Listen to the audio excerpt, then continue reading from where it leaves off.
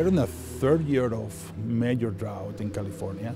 Actually, it is officially the most intense drought in the history of California. The vegetation, it looks like it's not dormant anymore. It looks like it's dead. In the city of Bishop, people have their own wells, and they've relied on those wells for their homes, and those wells have gone dry. Over 80% of the population of California depends on the Sierra Nevada snowpack. And if we don't have a snowpack, there's no water for California, for agriculture. There's no water for urban use, for industry. It's a very serious issue. LA's way out of balance. California's way out of balance. They made San Joaquin Valley the breadbasket of the world. Now that breadbasket's dying.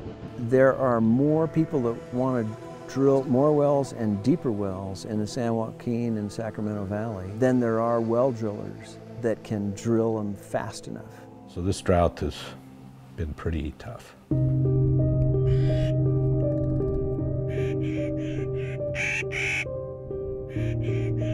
There has been a lot of research in paleoclimatology, and there is evidence that California goes through these amazing cycles of drought.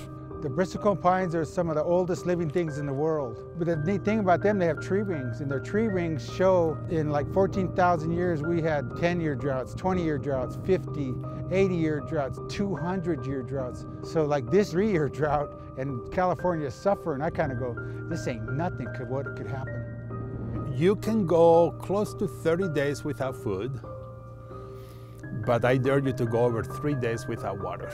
Water is a necessity for all life, everywhere on the planet. And you cannot survive without it. People used to have to go to the water. Now, though, since we figured out that we can move water from an area to another area, people don't have that connection with their water. We live in a privileged world. We open a little tap, and what happens? Immediately, automatically, water comes out. We don't think about anything else. Nature gives to us that we take for granted.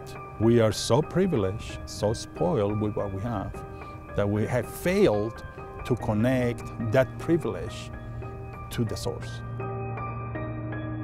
I don't believe LA water customers know that their water is coming from locations hundreds of miles away. Either they're getting it from the Colorado River, from the California Aqueduct, or from the Owens Valley.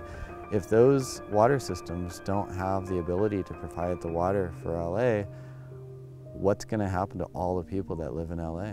People of Los Angeles and all of California need to be aware that in order for our lawns to be green, our pools to be filled, our bodies to be hydrated, that we are taking water from faraway places.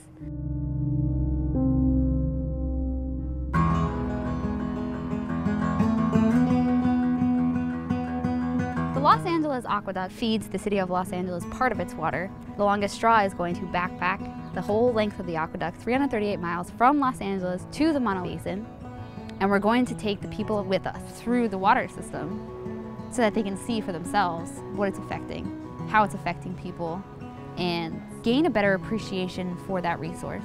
We need the regular people of Los Angeles and the kids in school to know where their water comes from and what impacts are happening up here, and we invite them to participate. I love this place. I treasure this place, and I'll work my hardest to make sure that this place is able to reflect the values that my people saw in times past. But if we're not working together, we're not really working towards a sustainable future. The more individuals becomes aware of what is it that we have, right? Because they live in California, they depend on this water. The more ambassadors we're creating, we're educating, that will help us sustain this place for the foreseeable future.